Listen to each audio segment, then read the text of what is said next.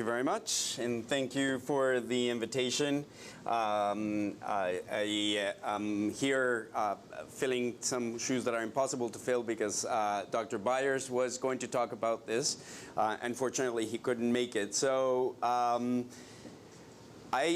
going to take you out a little bit of EDS for a moment and focus on all heritable disorders of connective tissue, and then we will go back to specifically the Ehlers-Danlos phenotype itself. If you look into the database of genetic disorders that Dr. Makusik started, there's over 1,000 different disorders that will include connective tissue disorder within their descriptor. So it is by no means exclusive just to the ones that we recognize. Shared features that will make a patient be classified into this major group of connective tissue disorders and maybe be referred to a genetics clinic for evaluation would include features like you see here, the increased flexibility of the skin and joints, variable degrees of tissue fragility that will include easy bruising or poor wound healing, either or both. And depending on the function and site of expression of the protein that's involved, we may have additional tissues involved, such as the heart, the vessels, eye, and other systems, which may explain in part the variability that we're seeing. So what is connective tissue? Ultimately, all of these disorders are affecting the extracellular matrix. We tend to think of cells as individuals, and not individuals in a three-dimensional context in which they need to communicate with one another and to everything that's happening below and above them. So this connective tissue is going to allow them that and is going to provide them with support. As you see in this schematic, we have a formation of elastic fibers. They link those elastic fibers to other components of the extracellular matrix, and they anchor the cells in place. Every tissue will have a component of extracellular matrix. Within it, there are several components. So another thing that you read often and that you find in the literature about these disorders is it's a collagen disorder. It is, but it is not. Not all of them are due to changes in collagen, and they can be due to changes in enzymes that modify the structure of that collagen, the integrity, or how that collagen connects to other proteins. There's elastic fibers, and there's at least 8 proteins that form what is known as the microfibrils that I also think have not been studied in enough detail. To join these all together, there's also the glycosaminoglycans, which are particular proteins that have sugar content in them and that are like sticky and maintain those bonds. The reason why I'm bringing this up in the context of the genetics lecture is that although I hope that at the end of this meeting we will have a clear management of the patients, I deep inside believe that unless we understand what's going on at the molecular basis, we're not going to be treating the actual origin of the disease. We're going to be treating the symptoms, and that's why this is the area that I'm focusing on. So what do we know about collagens? Collagens come in many varieties, but in general they are formed by 3 chains, and those 3 chains are all in alpha configuration, and they twine together to form these fibrils that then align with one another very neatly to form those collagen fibers that we see on the right.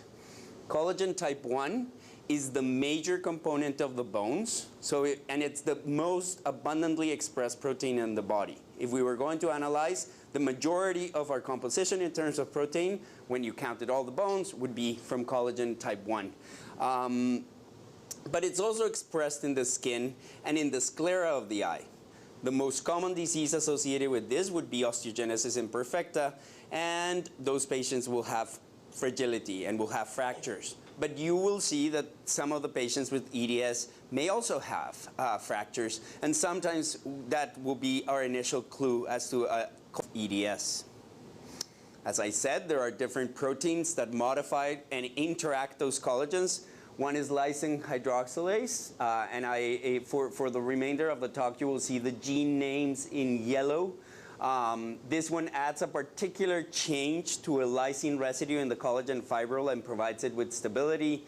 Then there's an ADAMTS2 gene that is important for cutting the tips of the collagen fiber, and when it fails, it leads to the severe form of EDS. And then the tenacin X that has been available for testing, and that explains a very small proportion of patients, so small that, as Julie's pointing out, we don't really clinically test for, but does explain some of the features. And both absence, decreased quantity in some of the individuals, as well as absence of tenacin X may lead to presentation of the Ehlers-Danlos type. So the microfibril that I had told you about is composed by these proteins that are listed in the table, and I would like to highlight some of them because there are disorders that you already know. Fibrillin 1 associated with Marfan syndrome, and we start seeing the overlap. Okay, so connective tissue, conditions that are mixed in the differential and that sometimes prompt even physicians to get confused. Latent transforming growth factor beta, which is a very critical master regulatory signaling protein that I think might be important in the expression of some of these symptoms. It comes in 3 types, fibrillin 2, and then other associated proteins to the microfibril. And finally, the glycosaminoglycans that, as I told you, form these sticky connections between the fibrils. So here we have the collagen fiber, and we have attached to it a decorin protein. There are mouse models that show that in the absence of decorin, these fibers don't align nicely, but they are actually very disorganized, and the skin of those mice is very disorganized. So there we can replicate the phenotype that we get in those conditions. They also play a role in regulating the function of morphogens. So there's a lot of signaling mechanisms that are happening to the cells and that are happening depending on the availability of these molecules to them. So as you can see here, these chains that form the extracellular matrix attach to these morphogens and prevent them or allow them to start a signaling pathway to the cell. In Marfan syndrome, it has been shown that the downstream effect of the defect in fibrillin is an increased expression or an increased activation of the TGF-beta pathway. And the therapy that is being used right now to prevent the progression of the aortic dilatation is primarily targeting that TGF-beta pathway activation. So we're not replacing fibrillin, we're not replacing a structural protein, we're just preventing what the absence of that protein is doing to other cells. And I think that if we find something similar for hypermobile EDS, we may be able to address it at that level. So which ones are the disorders that we know of? Marfan syndrome that will have a characteristic body type that was alluded to. So tall with relatively long limbs in relationship to the trunk. There's involvement of the eye, and there's major criteria that includes the lens dislocation and minor criteria in the eye that includes myopia. For the heart, the aortic root dilatation that is present in these patients, and mitral valve prolapse as a major criteria, and is caused in the majority of cases by fibrillin 1 mutations.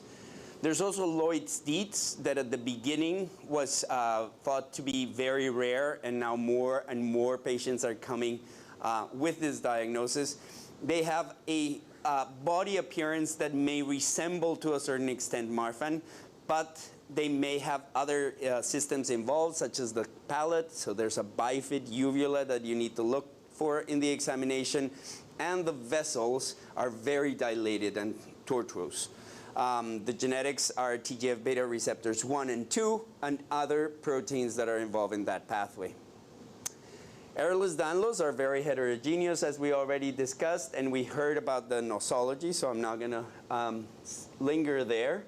6 major types, and of the major types, we do have good correlation with some of the genetic basis of them, but type 3 hypermobility type we have not been able. So classical type, depending on where you read and how the patients were selected, it has between 50 and 90% pickup rate if you do testing of collagen type 5. And I see Hannah making a face of, well, I don't know. But again, referring to the paper of Malfait et al. From the Ghent group, they say that if you're very strict with the criteria and they really have widened atrophic scars and the joint hypermobility and stretchability, they can pick up mutations in 95% of the patients. That is not our clinical experience. We still have many patients that don't have mutation positive. There's also null mutations, so inactivating mutations of one of the copies of collagen 1A2. This one is the one that in a few patients they have found complete loss of function of this tenacin X protein, so both copies would have been lost. And finally, the skin biopsy. If you look at the collagen fibers, you may see these particular cauliflower appearing fibers.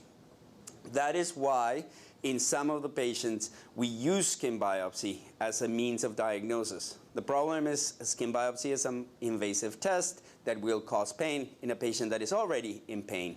So we tend to postpone that to at least until after collagen 5 analysis has been done, or if there's going to be a surgical intervention, at which time the skin biopsy could be done. You also have to have a good pathologist that is able to interpret the electron microscopy and see those changes.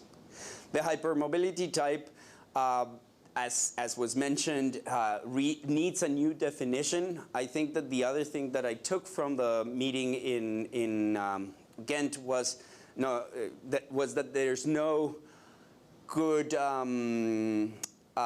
there may be subtypes. There may be some patients that have many systems involved, and then there may be groups of patients that just have the hypermobility and pain. And therefore, we need to do a very good job at distinguishing the different types if we're going to be able to get to the genetics of it. Vascular type I told you about, the fragility, the thin translucent skin, arterial, intestinal, and uterine fragility. Generally, there will be a family history of early death. And this one, there have been a lot of efforts into treating because of the lethality that it's associated with it. In terms of diagnosis, these patients have a change in collagen type 3, and it can be detected by sequencing that gene or by doing a skin biopsy and then looking at the reverse. You use the RNA and you convert it into DNA and you're sequencing and you find the change. There's other that are less common. So kyphoscoliotic EDS, remember I told you there was a modifier for collagen, plot 1, and when that one is not working, you end up with a patient that is very flexible, but that also presents with scoliosis. This one perhaps will not be in the differential of the classic and the hypermobile. It's more in the differential of a baby that's presenting with early scoliosis that we don't know how to explain. This brings up also the possibility of doing testing by measuring in the urine the residues of the effect of that protein. So that is a diagnostic test. It's a diagnostic test that's not available in Canada and that it's relatively difficult to send to the States because it's urine and not DNA. So we may consider that as part of things that are missing here, gaps. The arthrochalasia type is a severe form due to collagen 1, but it's for a collagen 1 abnormal protein that is made. So it skips an exon, and therefore it's a collagen 1 that has a different function than what it should have. And the dermatoparaxis type has the severe skin fragility with sagging redundant skin, and this is the one that's due to mutations in the enzyme that clips the collagen fibers, the pro-collagen, and converts it into mature collagen. There are other syndromes that, I don't know how I'm doing in time. There are other syndromes that have been described in this group of the Ehlers-Danlos. And the reason why I bring them up is because I think that very rare single gene disorders may inform about more generalized syndromes. And if we end up concluding that EDS hypermobility type is more of a heterogeneous multifactorial disorder, some of these single gene defects may give us clues as to how they end up happening. So one is Progeroid type. The other one is muscular contractural type. And then the last one is the spondylometaphyseal dysplasia patent type that was published by the Malfay group as an EDS-like syndrome. So the Progeroid type was the first one to be described among this group. And you see the patient in the old article picture, but he has a little bit of the facial features that you would appreciate in the vascular type. And then in the hands, there's increased number of creases, and there's the tapering fingers and a little bit of hypermobility. And that one is due to one of the enzymes that is critical for making these glycosaminoglycans that I talked to you about. Then we and others described this in 2013, the EDS-like SEDL Baton type. And these patients initially have contractures, so that in that sense it's distinguishable. There's club feet, but over time they evolve to have significant hypermobility and scoliosis. So we have this girl and her sibling that is older is significantly hypermobile. And the muscular contractural type also starts with contractures at birth and distinctive facial features, but they have poor wound healing, hypotonia that leads them to neurology. Actually, these patients ended up having a muscle biopsy as part of their workup. They develop kyphoscoliosis, and they do have some central nervous system alterations. This is the patient. As you can see, the hands also have a little bit of that swan neck appearance when she extends her fingers. This is after a very minor fall, a hematoma that she had underneath her skin.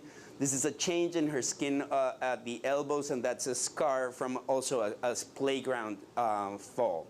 This patient suffers from a lot of the non-specific pain. It hurts for her to brush her hair, and it's becoming a big issue for her to attend school. So, what do we know about the genetics? I think that this is kind of a conclusion. We do have a common pathway that includes as a common factor the connective tissue, the extracellular matrix. We know the players, but we don't know them all. If we know more of the players and we know how they interact and how they regulate the signaling molecules, we may be able to develop alternative treatment strategies. For this, we can take advantage of the techniques that are available now. Whole exome sequencing allows us now to read all the genes in the body, at least the coding parts of all the genes. And there's another technique that is whole genome sequencing. The problem is interpreting the information from those tests. And the best way to feed into a pipeline like this is to have patients that are very well characterized. If you give the scientist patients that all have the same, and we're sure clinically have the same, we're very likely to find a common genetic problem. If we give the scientist a combination of patients that may have one cause in one cause in the other, it's going to be very difficult to identify one hit. So it's up to us clinicians to develop the ways to characterize these patients, to make sure that what we're interpreting as a common group of patients really has the same disease. And that, I think, is very difficult, and that leads me to the last point, which is I think we need to develop strategies to further refine those groups, perhaps by doing MRIs in a systematic way and classifying them by whether they present or not with MRI abnormalities, maybe by analyzing their muscular function, or maybe by whether they have POTS or not. We have to start somewhere so that we can identify perhaps the genetic basis of those and then develop treatment strategies targeted to those symptoms. Thank you very much.